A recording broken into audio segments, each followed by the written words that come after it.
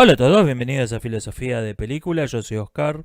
Un saludo y agradecimiento a Enrique de Adictos a la Filosofía, que respondió de modo muy extenso, muy amable, un comentario mío en la caja de comentarios. Am, Me dicen que deberíamos debatir con Adictos a la Filosofía acerca de la existencia o no de Dios. Bueno, Adictos a la Filosofía tiene un video, 11 argumentos teístas que me convencen, algo así. Y yo tengo un video hablando de por qué no creo en Dios. Creo que sobrevalora el poder de la adición. No sé qué se gana con entremezclarlo eso. No soy muy fan de los debates, la verdad. No, no son lo mío.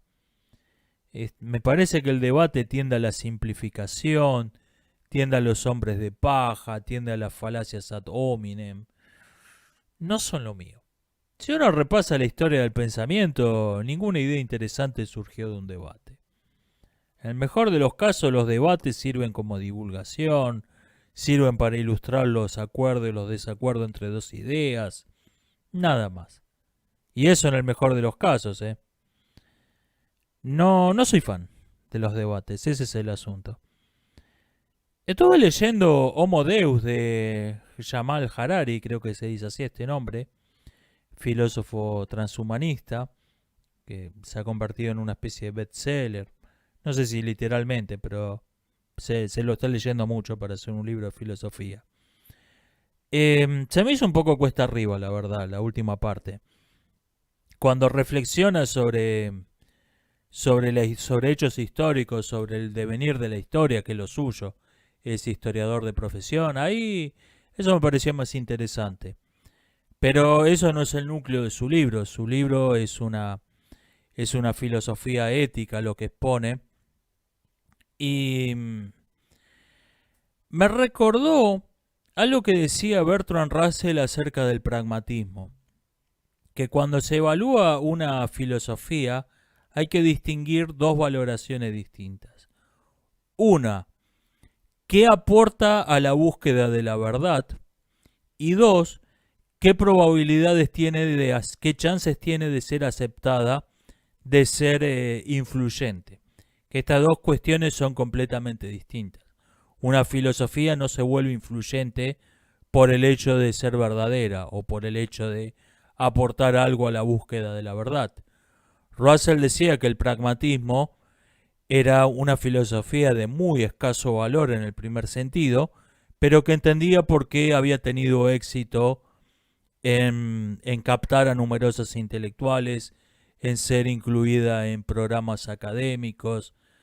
Em, el asunto es en la aceptación de una filosofía influye mucho más que su valor objetivo, como intento de explicar la verdad, influye mucho más, decía, el modo en que satisface objetivos políticos, económicos, religiosos, personales. Y en este sentido, el pragmatismo entraba como hecho a medida, porque estaba hecho a medida, para explicar numerosas incoherencias de la política, sobre todo de la política internacional norteamericana. Y que en realidad valía muy poco como intento filosófico de llegar a la verdad. Bueno, yo creo que la particular interpretación del transhumanismo de Harari tiene unos méritos muy distintos parecidos. Como filosofía ética tiene muy escaso valor. Es un libro de muy poco valor, muy poco interesante como intento de llegar a la verdad acerca de lo que debe ser el comportamiento humano. En cambio, entiendo por qué se ha convertido en un bestseller y me parece que va a ser un libro muy influyente, que va a ir creciendo en influencia y no va a decrecer. Porque es un estupendo intento de explicar un montón de incoherencias sobre todo de la nueva izquierda, del pensamiento, más que la izquierda, del pensamiento hegemónico de hoy, incluyendo, incluyendo políticas que están neutrales en ese espectro convencional de izquierda a derecha o incluso a la derecha. Dice Harari que hay un valor absoluto en ética que es el sufrimiento o la felicidad. Se debe adoptar de modo utilitario la doctrina que provoque el menor sufrimiento que cause la mayor felicidad. Al mismo tiempo, niega toda clase de valores absolutos por ser estos religiones, en un sentido, usando este término en un sentido amplio. Religión es para Harari cualquier doctrina que justifique leyes humanas apelando a una realidad transhumana, metahumana. Dioses, la naturaleza, la historia, etc. O sea, incluye entre las religiones el liberalismo, el comunismo, el nazismo. Eso es una religión para Harari. Y hay una enorme incoherencia en esto.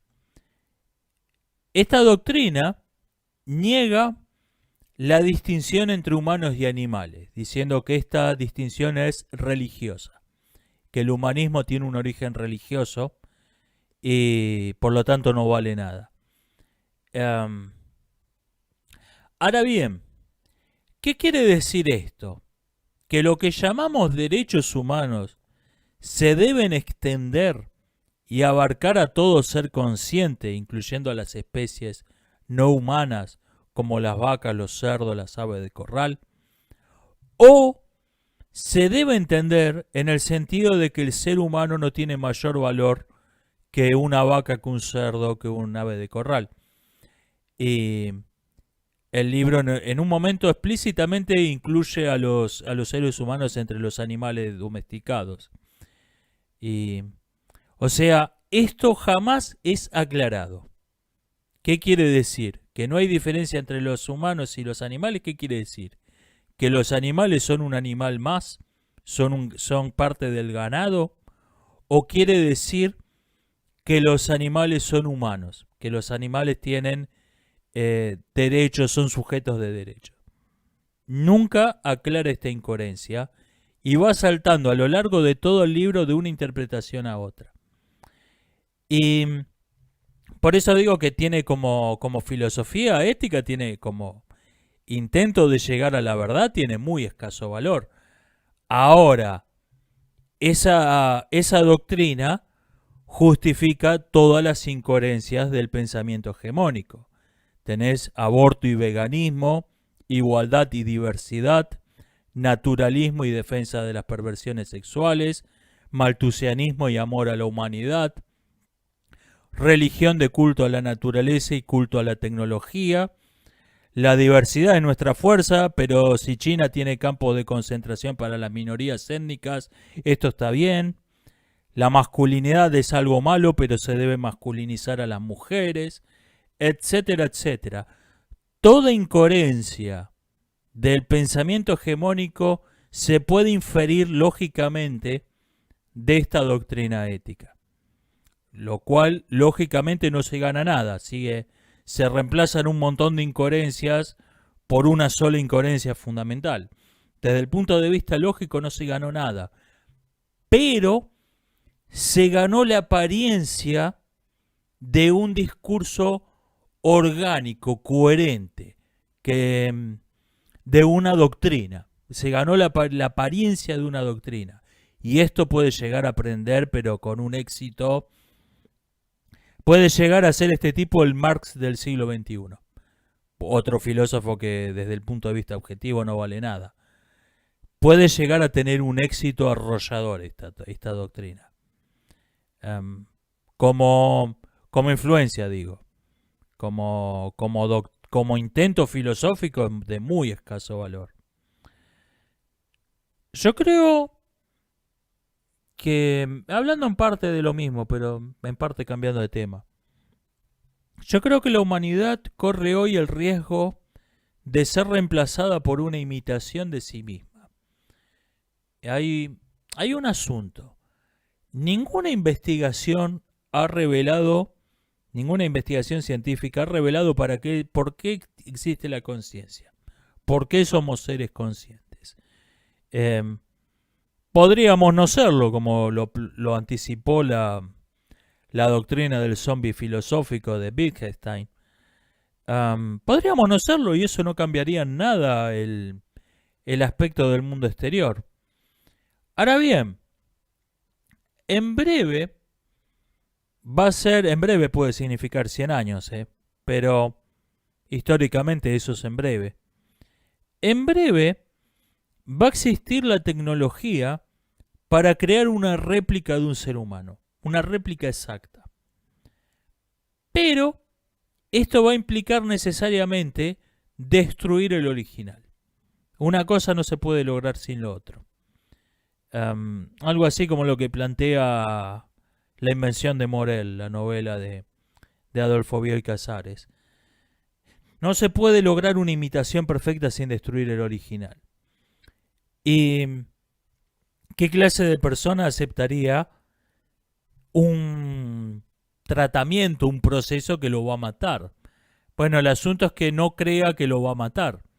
Que crea que, bueno, vamos a escanearte, vamos a obtener, eso te va a destruir, vamos a obtener toda la información que constituye tu ser y la vamos a transferir a una réplica o incluso a varias réplicas.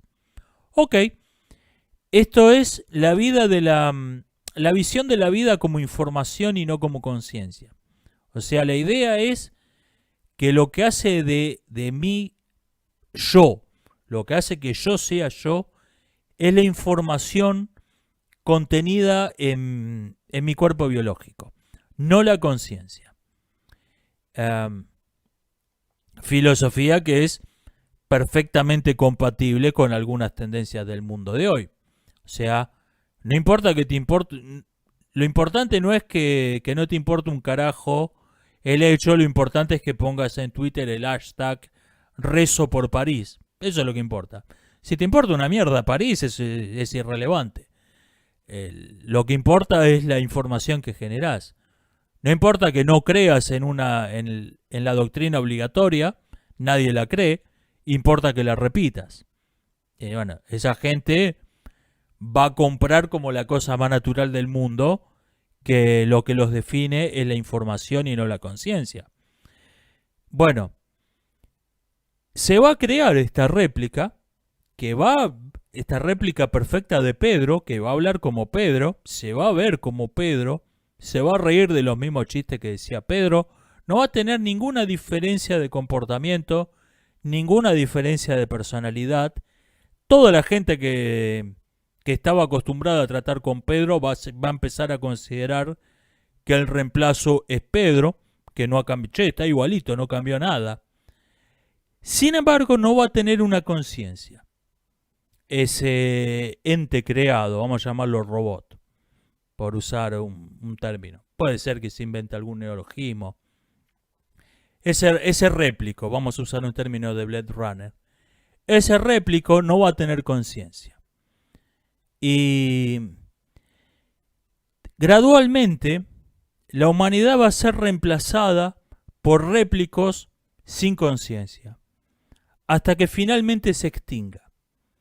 Y vamos a tener un planeta donde la economía va a seguir funcionando, va a haber elecciones presidenciales, va a haber debates, va a haber televisión, va a haber guerras, va a haber fundamentalistas religiosos diciendo que la suya es la única religión verdadera, inmolándose como bombas suicidas, pero el mundo va a estar deshabitado, no va a haber nadie.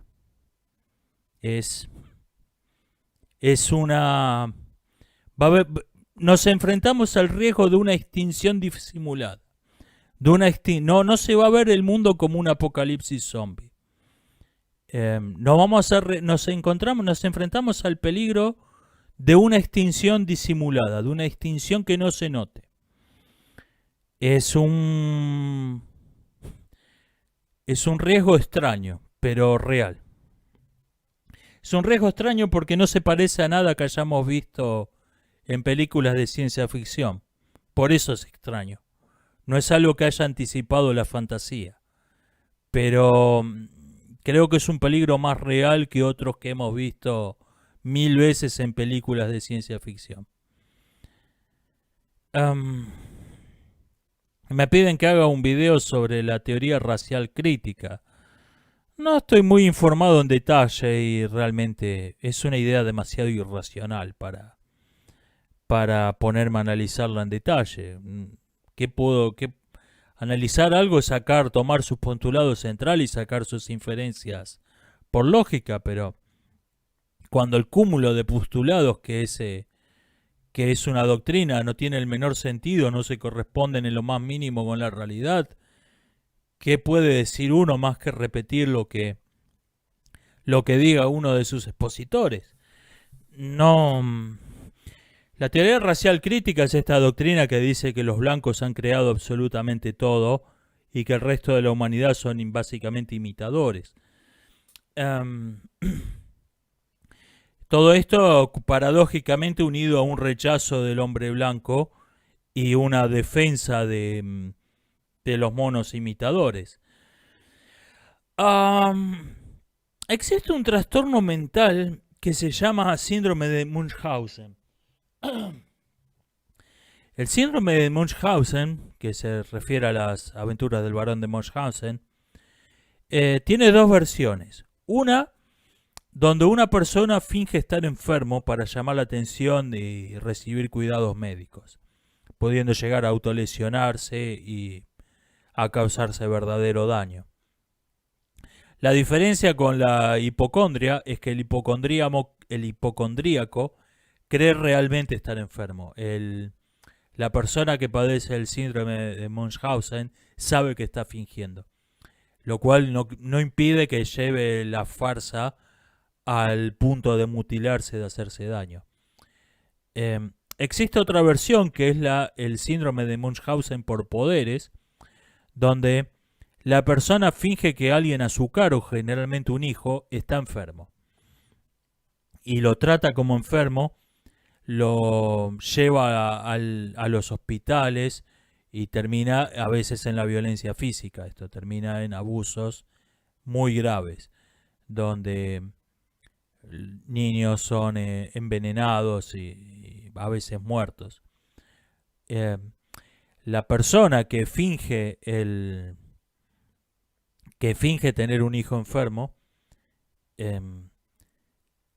a veces se lo identifica, raras veces la víctima habla de, yo estoy bien, esto, las víctimas las víctimas colaboran en el encubrimiento, algo típico de diversas formas de abuso, pero se lo reconoce porque los diagnósticos son mutuamente contradictorios, son incoherentes, no se corresponden con ninguna enfermedad conocida y este adulto que está a cargo, se presenta como un cuidador amoroso y abnegado, a veces hace sus propios diagnósticos que son una completa locura. Y la teoría racial crítica se parece lo mismo que el feminismo interseccional. Se parecen al síndrome de Munchausen hasta el punto de que uno se pregunta si realmente se parecen o estamos viendo dos formas de la misma cosa. El padre abusador que de un niño, el padre que sufre el síndrome de Munchausen y practica esta forma de abuso, se presenta como un cuidador amoroso. El chico quiere salir a jugar. Vos sabés que no podés hacer eso, estás muy mal, te vas a poner peor. Y puede llegar a romperle las piernas, literalmente. Esta doctrina, decía, se parecen sospechosamente al síndrome de Munchausen. Nosotros estamos cuidando a estas... O sea, la diferencia entre la teoría racial crítica, la vieja teoría racial, es que no declara que... La vieja teoría racial decía que los no blancos eran inferiores. Punto. La teoría racial crítica dice que en principio todas las razas son iguales, Pero todas las razas no blancas están enfermas gravemente y necesitan cuidadores amorosos, blancos desde luego, que los protejan porque padecen una rara enfermedad que han inventado ellos, que no existía en en ningún catálogo previo, es un diagnóstico que se han sacado del sombrero, llamada colonialismo cultural. Y hasta que no se curen de su colonialismo cultural, necesitan tener protectores y necesitan ser tratados como personas especialmente necesitadas. Cualquier intento de independencia, de mira, yo no necesito sus cuidados, genera hechos de violencia. Genera hechos de violencia. Por ejemplo, prenderle fuego los comercios a todos los comerciantes minoristas negros. Vos sabés que no podés hacer eso. Estás muy mal, no podés emprender un negocio. Necesitas que que el Estado te cuide, que te dé un subsidio. Vos no podés trabajar por tu cuenta, estás muy enfermo. Te vas a poner peor. Ese es el se parece sospechosamente el discurso. Lo mismo todos estos feministas que a cualquier mujer que no suscribe su discurso le largan ataques violentísimos y llegando incluso a la violencia física. Repito, se parece al síndrome de Munchausen ese comportamiento hasta el punto de que ¿se parece o es otra forma de lo mismo? Me preguntan si sería amigo de un relativista moral, por supuesto. No sería amigo de un canalla. Sí creo que un relativista moral, si no es un canalla, en algún punto ha tenido que cometer una incoherencia en su discurso. Sí, es una incoherencia que habla bien de él, pero en algún punto tiene que ser incoherente. Disney ha despedido 28.000 empleados, está en una semi-quiebra, y han dicho que esto es una decisión de negocios. No es nada personal, estamos en un mal momento, tuvimos que hacer despidos. Esto no es una decisión de negocios. Esto es mentira. Una decisión de negocios hubiese sido vender algún estudio que tienen, vender uno o dos estudios del paquete que tienen y usar ese dinero para pagar deudas, para pagar salarios atrasados, refaccionar los parques que se están cayendo a pedazos. Eso hubiese sido una decisión de negocios. Disney lo que está haciendo es apostar a convertirse en un monopolio. Por eso la primera prioridad es conservar el control que tiene actualmente sobre Hollywood, aunque ello implique caerse a pedazos. Esta es la verdadera decisión. ¿Cuál es su objetivo? Ser nacionalizados, ser estatizados, convertirse en el ministerio de la propaganda de algún régimen totalitario que tome el poder en Estados Unidos. Este es su verdadero objetivo. ¿Lo quieren vender como una decisión de negocios? No lo es. Una decisión de negocios hubiese sido vender uno o dos estudios. Esta hubiese sido una decisión de negocios. Estos tipos están apuntando a convertirse en un monopolio. Me refiero a un verdadero monopolio. A un monopolio como el que tiene China Film Group en China. Se están apuntando a convertir en la China Film Group de la futura Norteamérica socialista. Lo cual es lo opuesto de una decisión de negocios. Me preguntan qué buenas películas vi de 2020. De 2020. El robo del siglo. Es la única buena película que vi de este año. Después vi buenas películas, pero no eran filmadas este año. 2020 ha sido un agujero negro para el cine. Y le tengo fe a Soul de Pete Docter. Pete Docter es una reliquia que quedó de la edad de oro en Pixar. Pues inventó el personaje de Buzz Lightyear en Toy Story, fue codirector de otras películas, fue codirector de Inside Out. Es una reliquia que quedó de la edad de oro de Pixar ahí. Y en este caso, en esta película le han dado vía libre. Hacé tu película. Es el principal director, principal guionista, o sea, es casi una película de autor.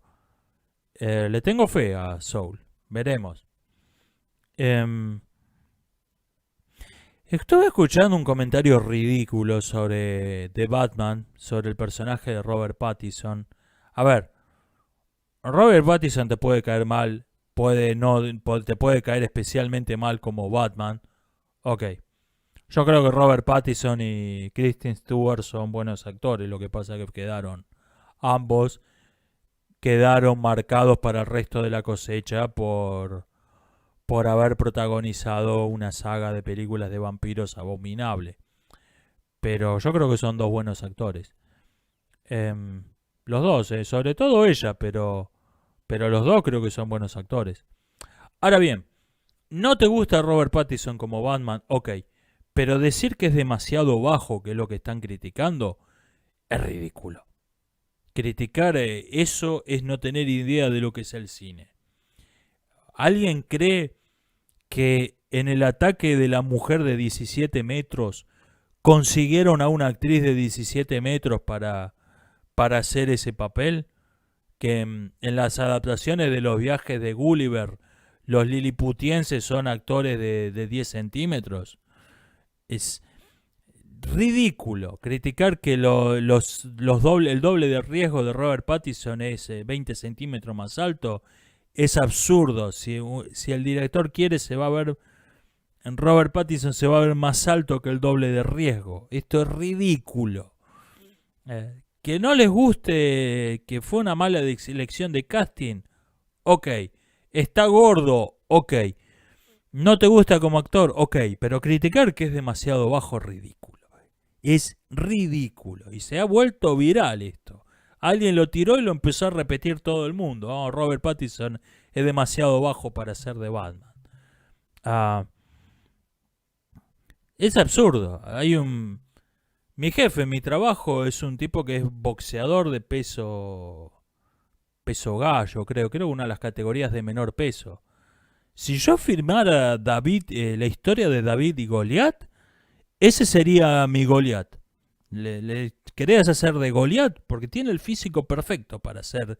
Es un tipo que pura masa muscular, mide 1,60 m, pero ese sería mi Goliat para una película. Es ridículo criticar a un actor por la altura. Me preguntan si vi El infiltrado del Ku Klux Klan, que me pareció. Es un episodio, sí la vi, es un episodio muy malo de Comando Especial. Los directores de cuota racial, las directoras de cupo femenino son los Nerón del siglo XXI. Nerón cantaba y tocaba la lira. Cantaba como el orto Nerón, pero nadie se animaba a decírselo porque te tiraba a los leones. Oh, maravilloso su majestad. Me pareció estar escuchando al mismísimo Orfeo. Ah, estupenda película, su majestad. Nos abre los ojos acerca del problema del racismo en la sociedad norteamericana. Son los Nerón del siglo XXI. De todos modos, un episodio malo de Comando Especial sigue siendo mejor que esa porquería que es Nosotros, del mismo director. Qué porquería de película. Qué trama ridícula, mal filmada. Qué porquería de película.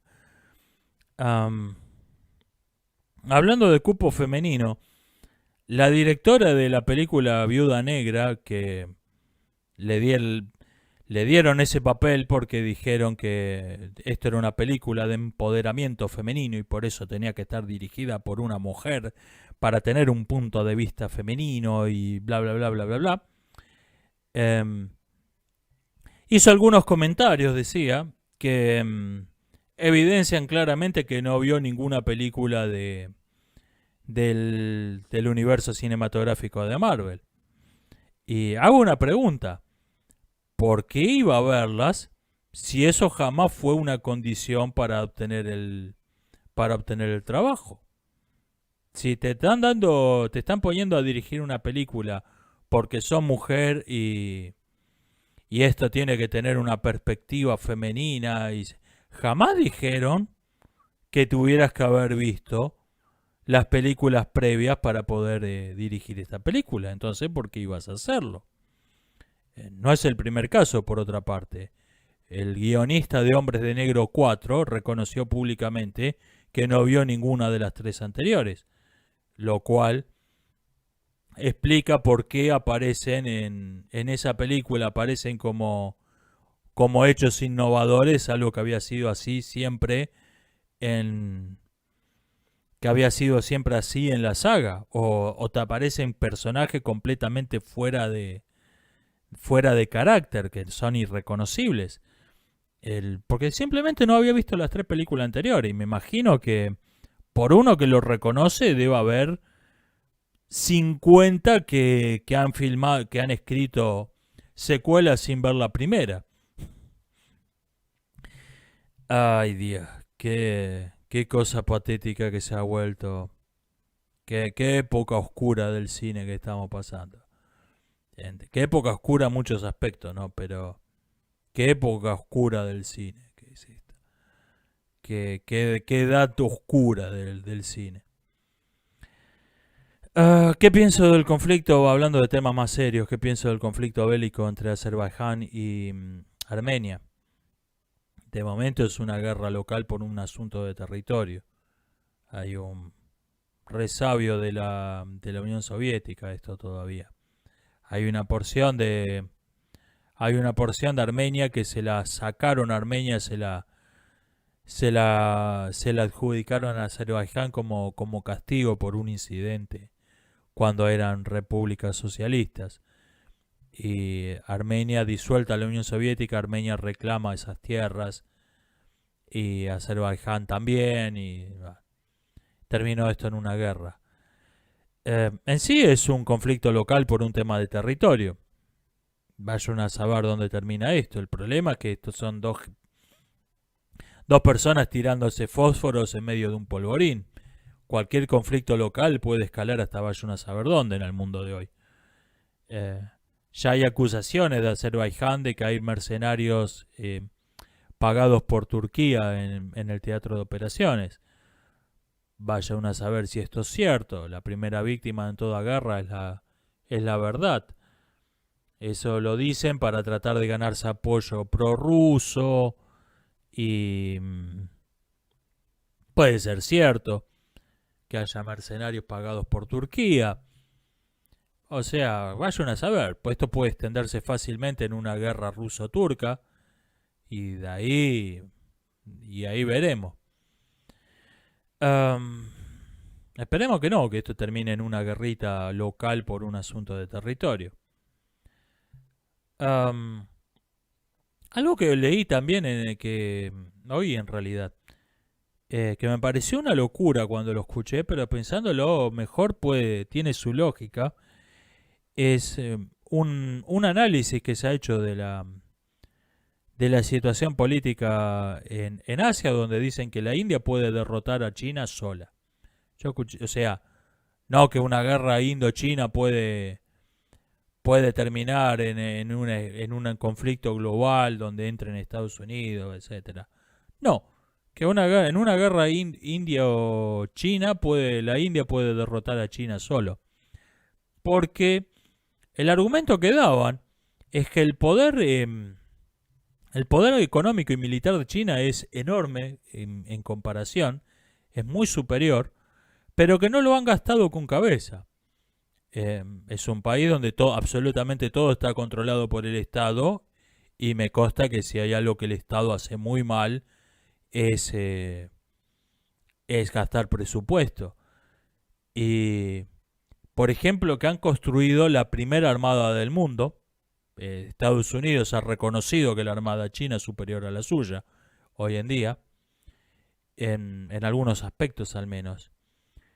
Pero la India ha concentrado las fuerzas que tiene en el único lugar que importa, que es el estrecho de Malaca, que es un punto clave para, en caso de una guerra indochina, es un asunto clave, porque ahí va a pasar el petróleo desde el Medio Oriente a China. Si bloqueas el estrecho de Malaca, se quedan sin combustible. Y pelear una guerra de hoy sin combustible es una derrota segura. Y tiene sentido. O sea, los chinos tienen bases militares por todas partes, tienen barcos para tirar para arriba, pero los indios han controlado, han fortificado, han convertido en un bastión inexpugnable el único punto que importa. O sea, vendría a ser la versión siglo XXI de enfrentarte 300 hombres contra 1 millón en un acantilado donde no entran más que 100 personas de ancho. Y tiene lógica, tiene sentido esto. Vamos a saber, esperemos no averiguarlo, esperemos que esa guerra nunca exista. ¿Qué hecho histórico de qué hecho histórico conviene leer para comprender el mundo de hoy? La Guerra de los 7 Años. Es una situación histórica, es un contexto histórico muy parecido al mundo de hoy. Estamos en una época muy parecida a la de la Guerra de los 7 Años. Y de paso, ya que están, si no lo han hecho, véanse Barry Lyndon, peliculón.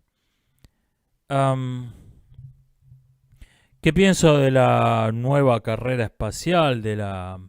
No lo llamaría carrera espacial porque hay un solo país interesado, no hay una carrera.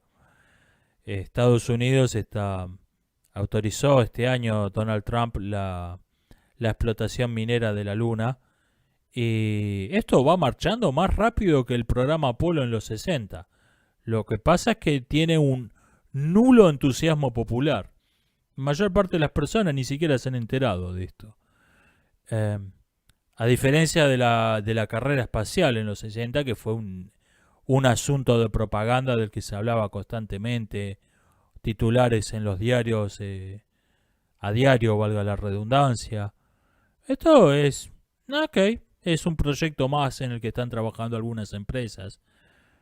Pero después del anuncio de Donald Trump, semanas después la NASA publicó un mapa de las zonas de interés minero en la Luna. Lo hicieron en tiempo récord esto. Y se presentó un consorcio de empresas para la explotación minera y ya han hecho concesiones, ya se está trabajando en los diseños de las naves espaciales. Va a un ritmo mayor que el programa Apolo esto. Ok, han pasado muchos años, la tecnología progresó en algunos aspectos, pero va a un ritmo superior el avance en esto. Es una obra mayor, ¿no? No estamos hablando de ir a clavar una banderita. Hay una cuestión, esto probablemente se divida en dos, la explotación minera de la Luna. Lo que le interesa al gobierno de Estados Unidos son los REM, sigla en inglés para materiales raros en la Tierra. ¿Por qué? Porque son necesarios para todo tipo de artefactos tecnológicos, computadoras, teléfonos celulares, etc. Y China tiene el virtual monopolio. No tiene el monopolio, pero Estados Unidos no se puede autoabastecer. Depende de China. Mala cosa en la situación política actual. En la Luna hay yacimientos de ese tipo de materiales. Ese es el principal interés del gobierno. Al margen de eso, hay también importantes yacimientos de oro que no están en las mismas regiones. O sea, no es la misma mina, no va a producir oro y materiales raros en la Tierra. Necesitas dos bases, dos campamentos mineros, dos puntos de explotación distintos. Y esto probablemente genere una fiebre del oro lunar. Mientras que lo que le interesa a Estados Unidos es ir a extraer en ciertos puntos materiales raros en la Tierra, va a generar indirectamente gente, va a comprar empresas privadas de menor presupuesto, van a comprar el material de la tecnología desarrollada para obtener materiales raros en la Tierra y van a largar sus propias expediciones clase B a buscar oro en la Luna. Esto es lo que creo que va a pasar en los próximos años. Me dicen, esto no podría afectar, alguien me preguntó si esto no podría afectar a la Tierra, porque la Luna ejerce el efecto por la gravedad en las mareas de la Tierra, etcétera, etcétera. Tendría que extraerse una cantidad ridícula de material, no estamos hablando de algo de escala humana. No, la respuesta breve no. Estuve oyéndolo a Dennis Prager de Prager University decir que que el debate presidencial entre Trump y Biden fue, cito, no fue ni espiritual ni intelectualmente elevado. Cierro cita. Y comparaba esto al debate entre Kennedy y Nixon. Y decía, esos tipos eran increíblemente sofisticados. Y invitaba a verlo el debate que está colgado en YouTube. Sí, tiene razón. Ahora, Kennedy y Nixon eventualmente fueron ambos presidentes. Y fue la época en donde se metió el marxismo en las universidades de Estados Unidos. Fue la época donde el marxismo empezó a penetrar en los medios de entretenimiento masivo, en Hollywood, en la televisión. Fueron los que Kennedy fue quien le entregó Cuba a la Unión Soviética, lo cual es el origen del chavismo. Permítame que no me impresione demasiado con los debates sofisticados de estos hombres extraordinariamente refinados y educados. Vivo en un país que dejó pasar la oportunidad de ser una potencia global comparable a Estados Unidos a fines del siglo XIX, primeras décadas del siglo XX, porque estuvo gobernado por hijos de putas extraordinariamente sofisticados. Alberdi, los Mitre, Sarmiento, Roca. Como dijo un erudito de Alejandría acerca de los romanos, son las fieras más refinadas que conocí en mi vida. Permítame que no me impresione la sofisticación. Ok, Trump es grosero, es vulgar. Sí. Me quedo con este bully que le está cortando las alas al Partido Comunista Chino y no con esos sofisticados señores de saco y corbata de 1961 que les abrieron las puertas a los comunistas. Me quedo con el bully. Permítame que no me impresione la sofisticación del debate presidencial de 1961.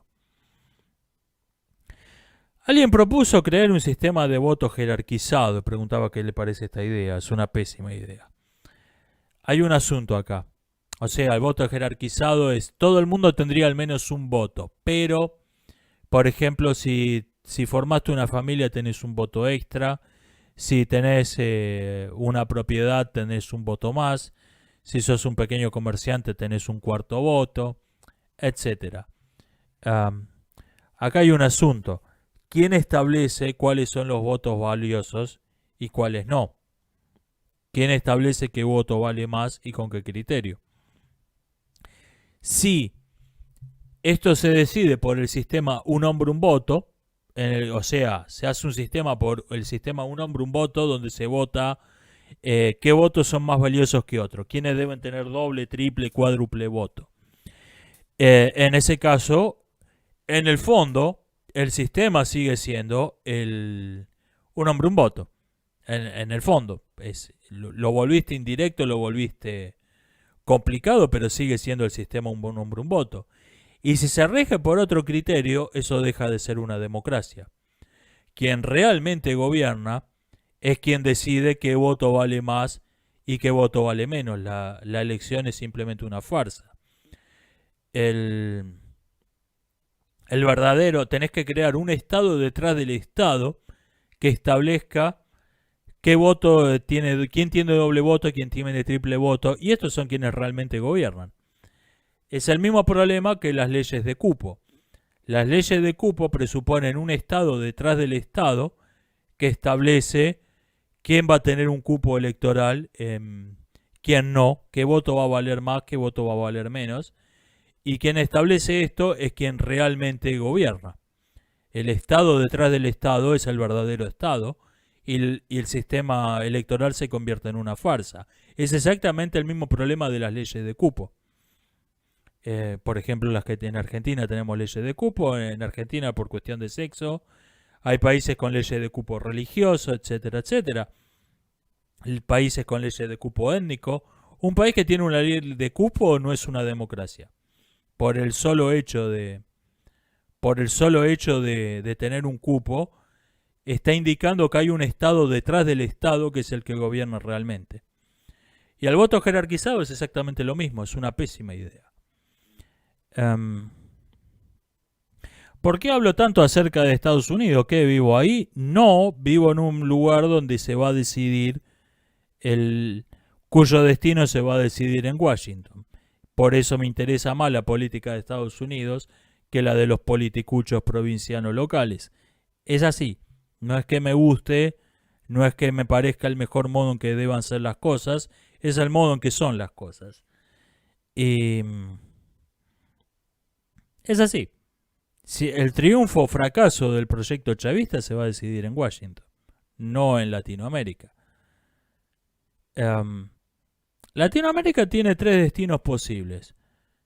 Caer bajo las patas del nuevo imperio comunista, cuyo centro no es más Rusia sino China, y en ese caso simplemente vamos a ser exterminados. Lo que se quiere son las tierras, no la gente. Puede unirse en un gigantesco Estado federal panamericano, incluyendo a Estados Unidos y Canadá, o puede formar su propia confederación entre los países hispanoparlantes y Brasil. Esos son los tres destinos posibles que tiene. Yo prefiero este último. Más probable creo que triunfe el panamericanismo. Pero en cualquier caso esa es la situación concreta. Hoy en día, quien cree que tipos como Alberto Fernández, como Macri son importantes, está terriblemente mal informado. ¿Qué pienso de QAnon? Estuve leyendo el foro este que tiene. A ver, le cae mal a mucha gente de mierda. Así que deben estar haciendo algo bien con su vida esa gente. Ahora, estuve leyendo el foro, publicación que tienen y realmente me parece una fuente muy poco útil. Una mezcla de memes, documentos de archivos traídos del olvido mezclado con algo nuevo, sugiriendo que hay un vínculo entre las dos cosas. Supuestas filtraciones sin modo de verificarlas al estilo Wikileaks. Muchas banderitas norteamericanas, tapas de Playboy, memes. No es una fuente de información útil. Sé que hay gente tratando de censurarlos, tienen todo mi apoyo. No la gente tratando de censurarlos, sino ellos, ¿se entiende? Pero no es una fuente que yo use. No me parece relevante. Alguien comentó en Twitter que si llamás virus chino a un virus que se originó en China y que fue culpa del gobierno chino, se esparció por culpa del gobierno chino, estás hablando en contra de la ciencia. Y cuando hablas en contra de la ciencia, el karma te castiga y te contagias enfermedades. Ah, bueno. Menos mal que existe esta gente con mentalidad científica, ¿no? Si no, ¿qué sería de nosotros? Estaríamos hundidos en la ignorancia y la superstición sin estos tipos. Ay, Dios. Am, alguien me dice, porque dije que el cambio climático es una profecía y la profecía no puede ser nunca científica. La ciencia se ocupa del presente y de los hechos presentes y de los hechos pasados. No se ocupa del futuro. Y me dicen que no es parte del trabajo de la ciencia hacer predicciones. Sí, es de hecho la característica definitoria según la filosofía hegemónica, la filosofía de Popper. Para Popper, un, una hipótesis es científica si hace predicciones. Sí, pero una predicción es algo esencialmente distinto de una profecía y de hecho es lo contrario. La predicción explica el futuro, anticipa el futuro en base al presente y al pasado. La profecía empieza como una revelación mística de lo que va a ocurrir en el futuro y a partir del futuro explica el presente y explica el pasado. La profecía empieza con esto va a ocurrir en tal fecha porque lo he visto, lo he anticipado, me he iluminado, me lo ha revelado Dios, se me apareció en mis sueños. Algo completamente inverificable y científico. A partir de la profecía se explica el presente. Bueno, esta inundación ocurrió por el cambio climático. Este país está en la ruina porque quiere el imperio capitalista, burgués, judeo, masón, quiere impedir que se produzca la revolución del proletariado que que profetizó el fundador de nuestra religión, etc. Esa es la diferencia entre una profecía y una predicción. La profecía explica el presente como signos de que la profecía es verdadera. La profecía en sí es completamente inverificable, es imposible de falsar, hay que esperar a que llegue la fecha para darte cuenta que era un bulo. Y a veces ni así, simplemente se le cambia la fecha. La predicción, en cambio, atribuye una probabilidad a un hecho futuro en base al presente, en base al pasado. Es exactamente lo contrario. La profecía es una predicción al revés. La predicción explica el futuro a partir del presente, la profecía explica el presente a partir del futuro. La sobrepoblación o maltusianismo, el cambio climático, el futuro, el destino del futuro comunista de la humanidad son profecías, no son predicciones. Por lo tanto, son acientíficas o pseudocientíficas según sea el caso. No forman parte del tipo de pensamiento que es propio de la ciencia. Hay una diferencia de fondo entre el alarmismo climático, la religión del cambio climático, y sus equivalentes previos como los milenaristas.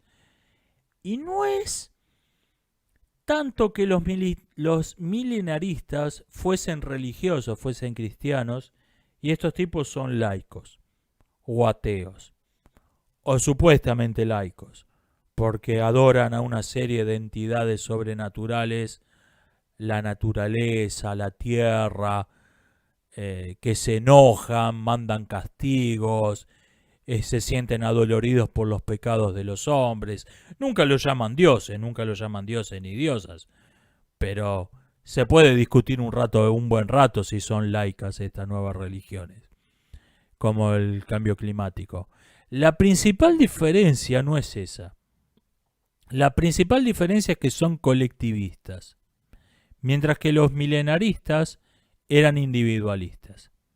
Los milenaristas decían que toda la humanidad iba a ser juzgada, íbamos a formar fila, íbamos a ser juzgados uno por uno. ¿Vos qué hiciste? Bueno, yo doné dinero a la caridad. Ok, vos te vas al paraíso. ¿Vos qué hiciste? Me fui de puta, me gasté todo en cerveza, al infierno. Íbamos a ser juzgados uno por uno como individuos. La profecía del cambio climático, en cambio, dice que vamos a ser juzgados colectivamente y nos vamos a ir todos a un paraíso terrenal colectivo, o si, si adoramos paneles solares y otros objetos de devoción de su religión, que son tan inútil como un crucifijo a la hora de evaluarlo, por ejemplo, con criterios de rendimiento práctico.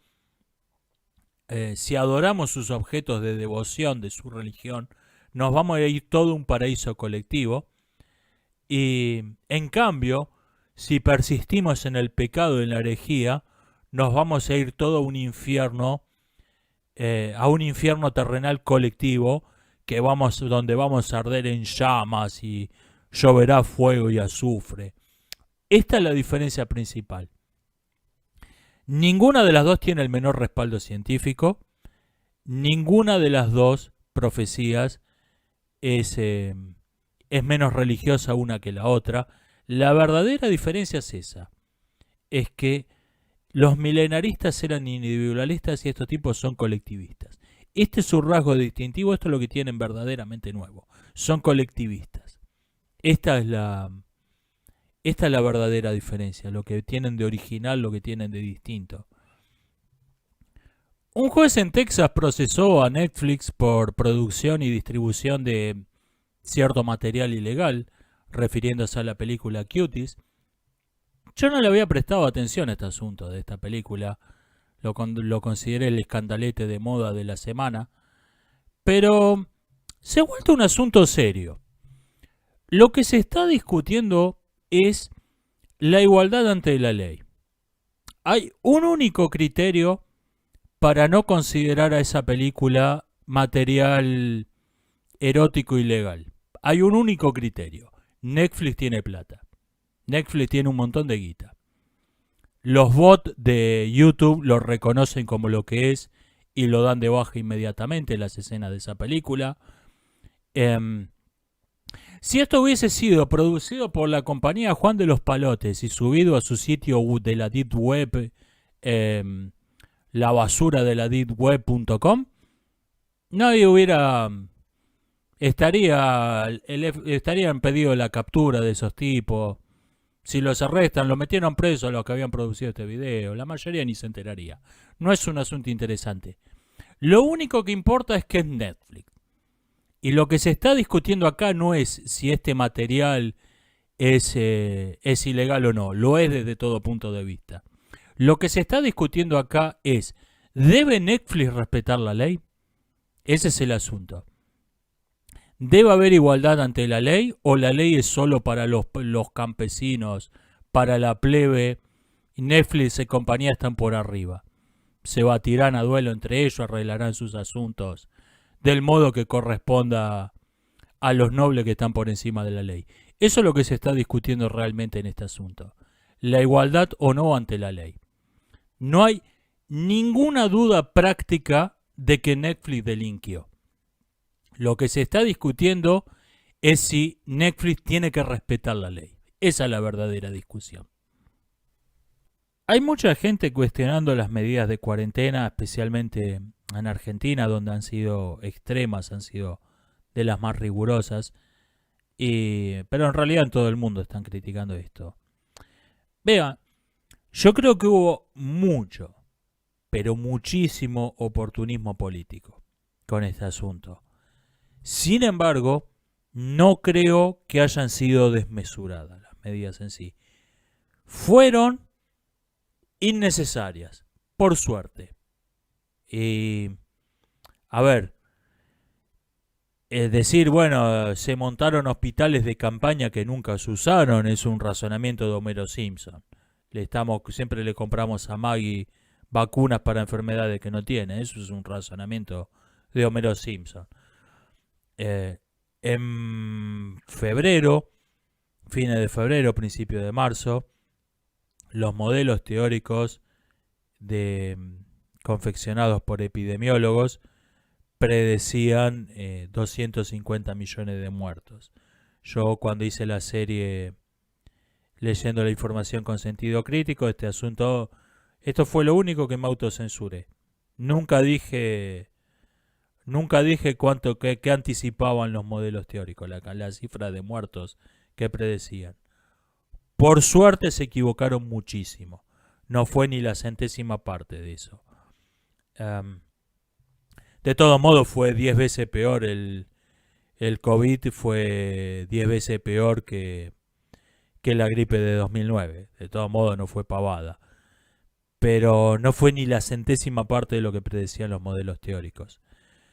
No me parece que hayan sido desmesuradas las medidas en marzo. ¿Resultaron ser innecesarias? Ok. Todo lo que puedo criticar es que hay una excesiva prudencia para abandonarlas. Es demasiado gradual, demasiado lento.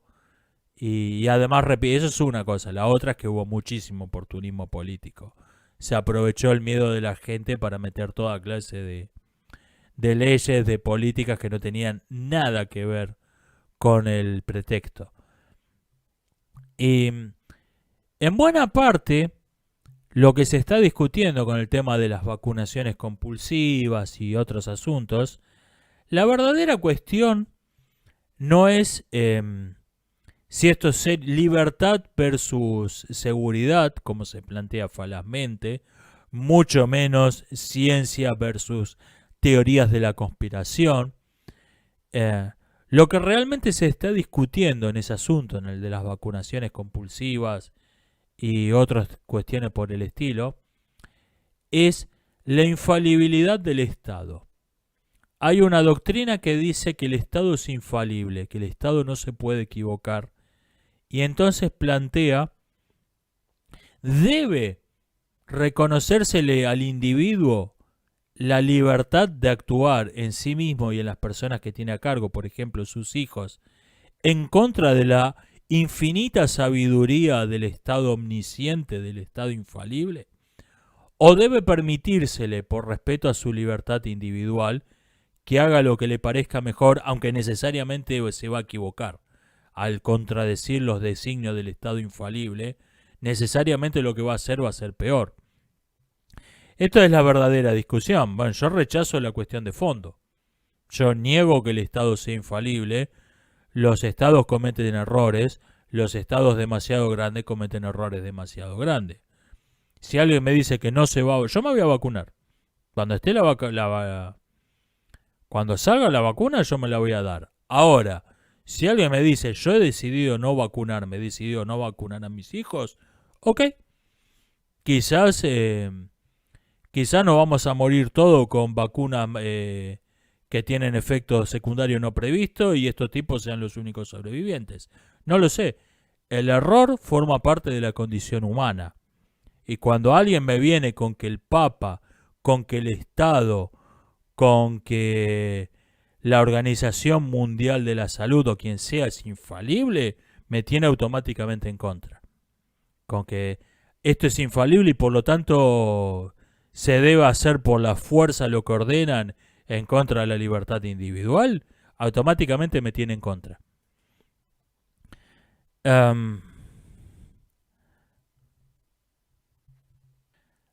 Alguien me comenta que sospecha que libros como 1984 de Orwell y otros por el estilo, las novelas distópicas, las buenas digo, están siendo usadas como un manual de instrucciones, como una receta de cómo hacer la dictadura perfecta. ¿Sabe que yo comparto esa misma sospecha? Este año se han publicado algunos artículos defendiendo que 2 más 2 son 5. Y eso creo que tiene que proceder, no puede ser una coincidencia. Eso tiene que proceder de 1984. Al lema amor es amor, que se los traduzco odio es amor, que es lo que realmente quiere decir, suena sospechosamente orwelliano, aunque vamos a concederle el beneficio de la duda, pero 2 más 2 igual 5 tiene que proceder de 1984. Es demasiado, no puede ser una coincidencia. Hay algo curioso con gente que cree estar haciendo la revolución, que cree estar enfrentándose al sistema y son el sistema. Algo que es propio de los militantes políticos de nuestra época. Am, Me recuerdan algo que oí hace tiempo sobre el clan Mason, hablando de tomar como yo creo que esos tipos, el clan Mason, la secta de las Guyanas, yo creo que esos tipos am, han sido estudiados cuidadosamente para aprender cómo lo hicieron. Y de hecho hay algunos indicios de que este es el caso. El clan Mason tenía una peculiaridad.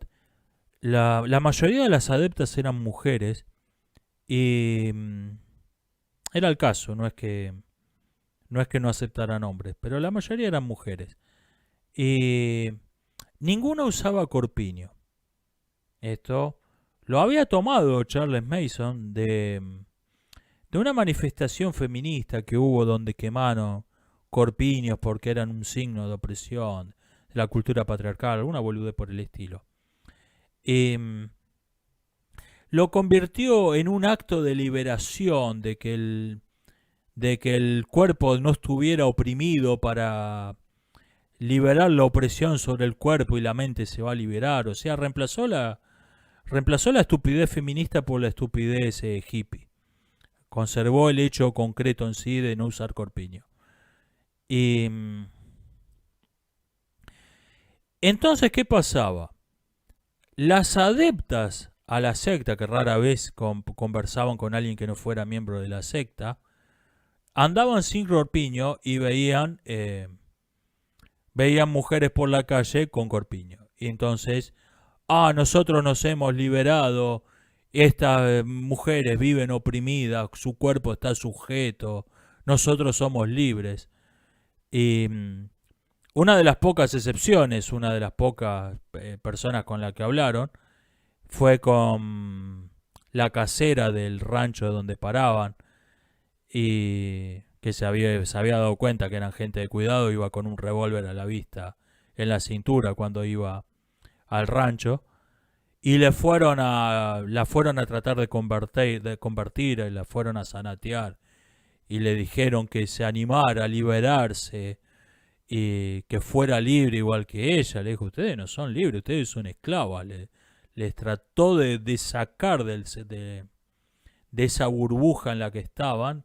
No le prestaron la menor atención porque ella vestía con corpiño y ellas no.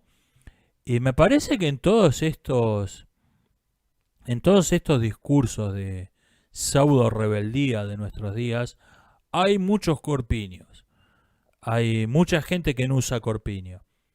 O sea, se tomó un hecho mínimo, insignificante, irrelevante, y se lo convirtió en todo.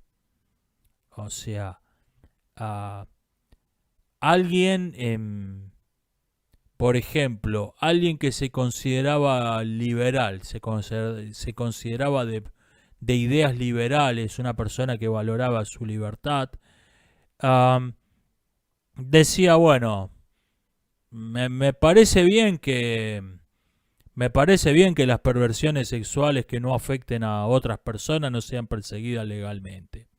No veo por qué el Estado se tiene que meter en la cama de las personas, lo cual me parece una postura razonable. Eh, ¿Qué pasó? Se convirtió la aceptación de las perversiones sexuales en todo. Un liberal pasó a hacer eso. O sea, un liberal pasó a ser alguien que defiende las perversiones sexuales.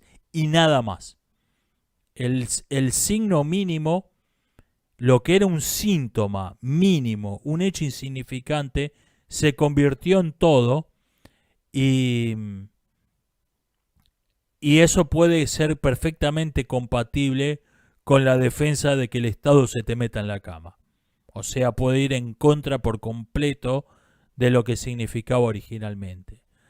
A usar pelo largo. Me dejo el pelo largo, me dejo la barba, porque Yo no soy un conformista que se afeita todos los días para ir a esclavo de cuello blanco que va afeitado a la oficina. Me dejo la barba. Es un esclavo de cuello blanco barbudo, pero se dejó la barba. Es esa misma lógica de los corpiños del clan Mason. Por todas partes. Y tenemos este rasgo típico de nuestra época, que es que el poder se disfraza de rebeldía.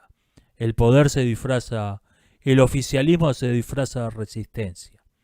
Eso es típico de nuestra época. Es un rasgo central. Alguien me pregunta, dice que notó que me he empezado a definir políticamente como conservador, algo que no había hecho antes, y me pregunta por qué. Sí, es verdad. Siempre me había escapado de las definiciones y recientemente me he empezado a definir a mí mismo como conservador. Le explico por qué. Hay puntos en los que discrepo con los conservadores. Su visión de la religión, por ejemplo, suelen ser personas creyentes. Su excesiva simpatía con el determinismo biológico, esta tendencia a explicarlo todo por un gen, por alguna estadística de coeficiente intelectual. Me agrada muy poco eso. La postura que tienen la mayoría de los conservadores respecto al Estado de Israel me parece completamente incoherente. No podés rechazar las ideologías identitarias y defender un Estado que está fundado en una ideología identitaria. Eso es una completa incoherencia. Tenemos a tipos que se burlan de los imbéciles blancos que apoyan a Black Lives Matter, como que es ridículo, son racistas en contra de ellos mismos, y ellos los que se burlan de los izquierdistas pro Black Lives Matter, se rasgan las vestiduras cuando alguien habla mal de un país cuya ley dice que ellos son seres humanos de segunda, y lo dice explícitamente esto. Y llaman a antisemita a cualquiera que rechace un Estado cuya ley dice que es un ser humano de segunda que fue creado para ser esclavo. Esos son puntos en los que discrepo. Pero, por debajo de estas discrepancias superficiales, estoy de acuerdo con una cuestión que me parece mucho más importante. Y es que los conservadores rechazan a la secta woke, rechazan a la ideología de los despiertados por principios y no por motivos prácticos. Alguien dijo que la política actual no se divide en conservadores y progresistas, en izquierda o derecha, se divide en la secta woke versus todo el resto. Por más que tengamos importantes diferencias entre nosotros, estamos todos unidos contra este grupo muy minoritario y que con un poder de lobby enorme. Pero de entre ese todo el mundo, todo el resto, entre ese todo el mundo que está en contra, la mayoría rechaza a este grupo minoritario incrustado en el poder, este grupo de lobby con esteroides, por cuestiones prácticas y no morales, no por cuestiones éticas. Todos comparten una visión del mundo como apocalipsis zombie, donde no importa qué tan mal estén las cosas en los grupos de sobrevivientes, a nadie se le ocurre irse con los zombies. Creo que la única excepción son los conservadores. Todo el mundo, lo que encontramos en estos discursos de liberales, libertarios, toda esta gente que habla demasiado alto, de modo muy exaltado en contra del discurso único obligatorio, lo que encontramos es que son discrepancias superficiales las que tienen. Y son discrepancias por motivos prácticos. Estamos todos de acuerdo en los principios. Pero creen que estos tipos son idiotas que están siendo manipulados por gente que no cree en los principios, por ejemplo. O sea, estamos todos de acuerdo en los ideales de igualdad y diversidad, que por cierto son dos falsos valores incompatibles entre sí.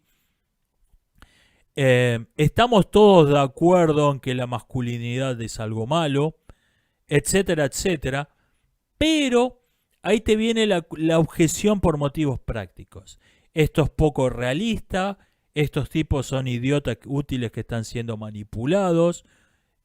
O sea, nunca se ataca la cuestión de fondo.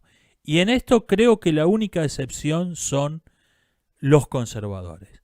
Los conservadores dicen los ideales de igualdad y diversidad son despreciables. No había nada malo en la no había nada malo en la masculinidad, no había nada malo en los roles de sexo clásicos, etcétera, etcétera. Esta es la diferencia fundamental. Por eso, por este acuerdo importante, aunque discrepo en cuestiones superficiales, cuestiones del presente que en 10 años no le van a importar a nadie, por este acuerdo profundo me he empezado a identificar a definir como conservador, a identificarme a mí mismo como conservador. Decía uno de estos youtubers enmascarados, disfrazados de justiciero anónimo, hablando del feminismo, estamos todos de acuerdo con la igualdad de los sexos, no queremos volver a la época en que las mujeres vivían sometidas, tenían que agachar la cabeza y por ahí si decían algo el marido las golpeaba, nadie quiere volver. Está describiendo a su madre, no a la mía. O sea, yo no comparto la visión de fondo que tiene. Yo no creo otro asunto yo no creo que nuestra época sea un modelo. Cuando se habla del presentismo, a ver, hay un sentido en que este concepto que detesto, hay un sentido en que tiene sentido, valga la redundancia. Cuando se toma un texto escrito hace 1000 años, hace 2000 años, hay que asumir que tiene un contexto, que tiene una situación, hay que entender de qué está hablando el autor. Hay que ponerlo en el momento, el lugar en que lo dijo y de qué estaba hablando. No hay que leerlo como si lo hubiese subido a Twitter hoy. En ese sentido sí, estoy de acuerdo en rechazar lo que llaman el presentismo. Pero con este asunto del presentismo, con mucha frecuencia, y diría que más que en el sentido correcto, se usa el rechazo al que llaman presentismo como una indulgencia al pasado.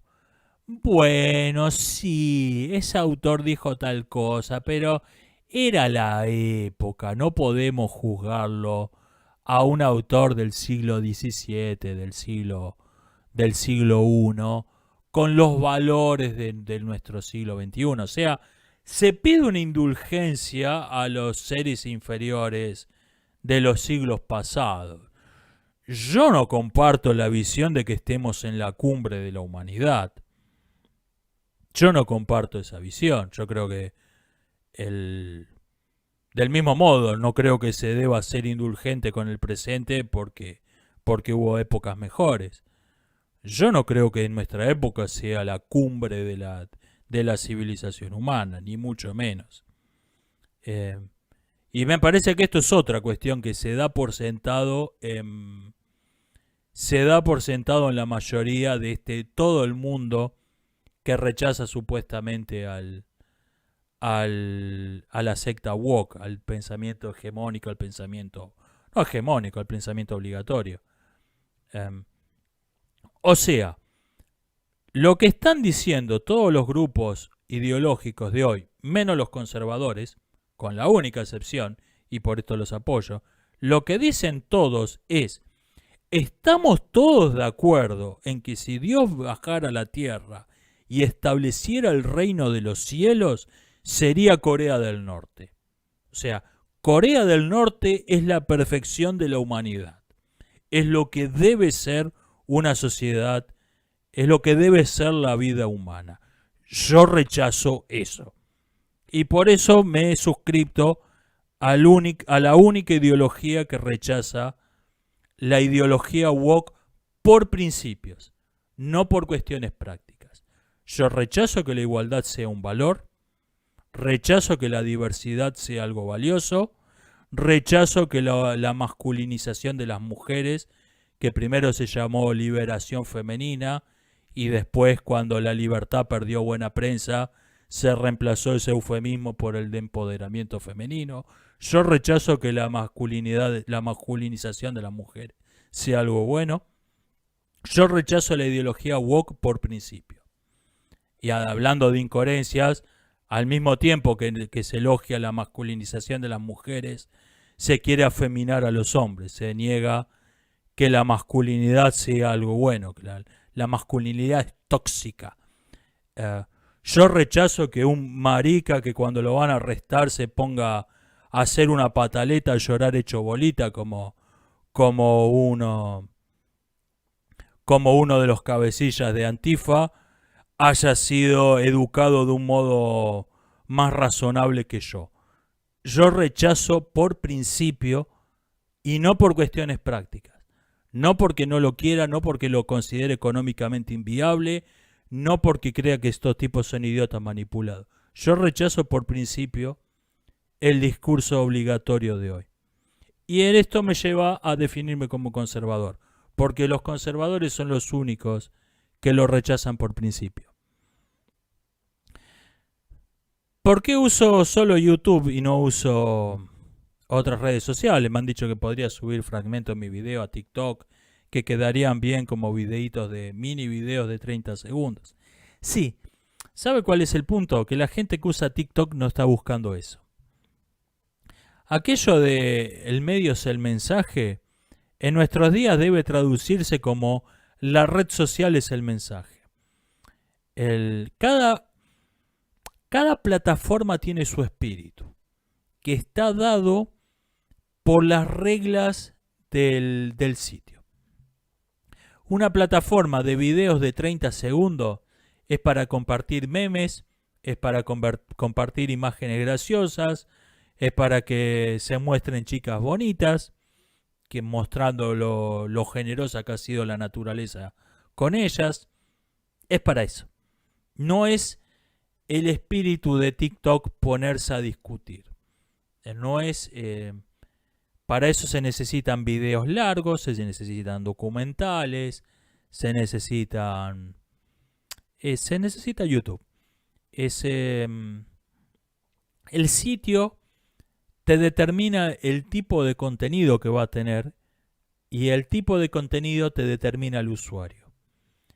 Twitter es una especie de secta porque 140 caracteres, ahora creo que son 280, no permiten desarrollar una idea.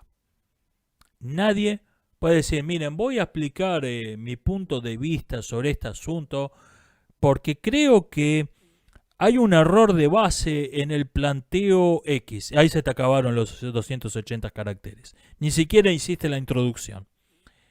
280 caracteres, 140, sirven para decir rezo por París. Sirven para decir, mírenme, yo soy parte de la secta, estoy diciendo lo mismo que todo el resto y todo el mundo nos entendemos porque todos pensamos igual. Es una mente de colmena. Es una manada, es un rebaño, es un pensamiento colectivo. No permite, y dicen, bueno, pero ¿se puede hacer en Twitter algo que vaya en contra de eso? No te lo permiten las reglas del sitio. No necesitan censurarlo, además hay censura, pero no necesitan. Las reglas del sitio te establecen el contenido que vas a tener. Yo hago nada más que YouTube y si me voy va a ser va a ser para irme a alguna otra plataforma similar. Por ejemplo, quizás BitChute se reemplace a YouTube en el futuro. Miré a BitChute, pero no. Esto es lo mío. Acá es donde encajo. Y estaría fuera de lugar en otra parte. En TikTok estaría fuera de lugar. No es no es una cuestión técnica de que no pueda cortar 30 segundos de un video más largo y subirlo a TikTok. No es el espíritu de TikTok. Ese es el asunto. ¿Es verdad que te censuraron en Dinamarca? Sí.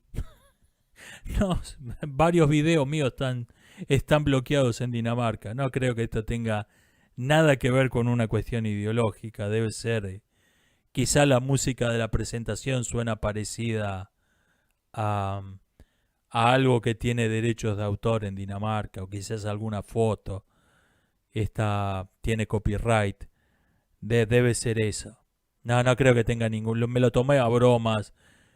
Lo dije como que, bueno, nos están reprimiendo en Dinamarca. Si hay alguien que sigue mis videos en Dinamarca, le mando un saludo, pero no creo que sean realmente... que haya demasiada gente viendo los videos allá. Traté de ver Carmila de Emily Harris y no pude. Porque esta película fue etiquetada como LGBTQI ABCDEFGHIJK más, y como fue etiquetada así, fue puesta en plataformas de cine ABCDEFJK más. Y si uno no está interesado en suscribirse a una plataforma de cine del abecedario, y no estoy interesado porque son todas una mierda, esas películas, entonces no tiene dónde verla. La traté de conseguir en Port Royal Cinema, no está, no la tenían. Ninguna plataforma que conozca la tiene. Realmente me alarma esto. Soy bastante fan de las plataformas de streaming, en general, como concepto.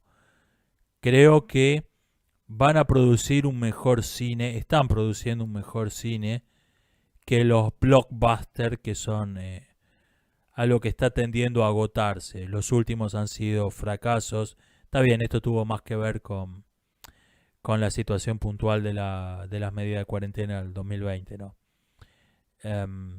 Y otros asuntos puntuales que no son propiamente de la dinámica del cine en sí misma.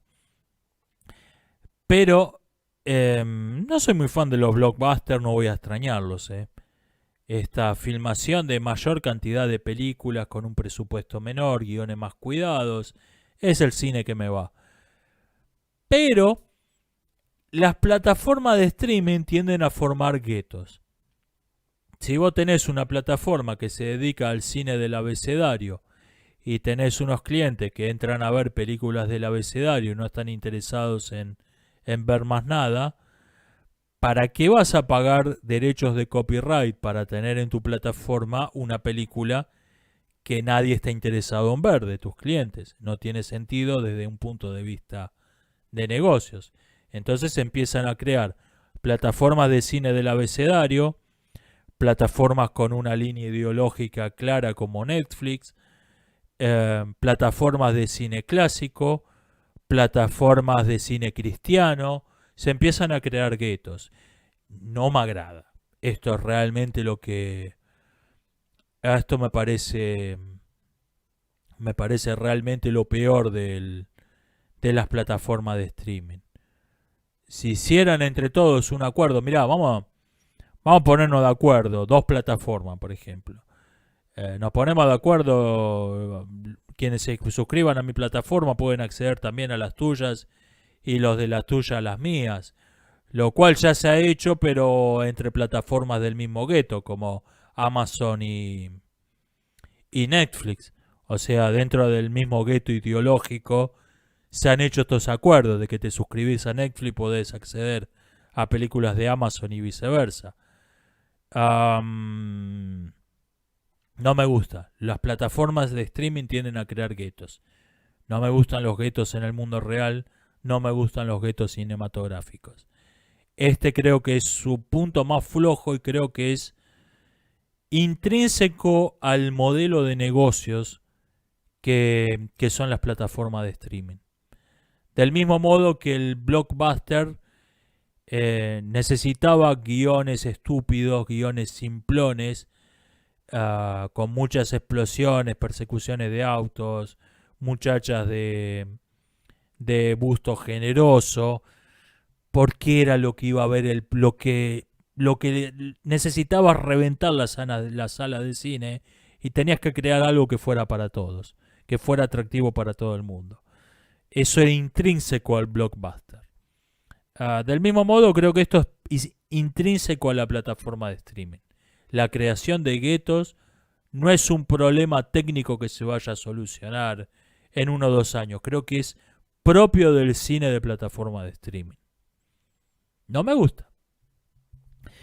Voy a ir cortando por acá, nos estamos viendo. Hasta la próxima.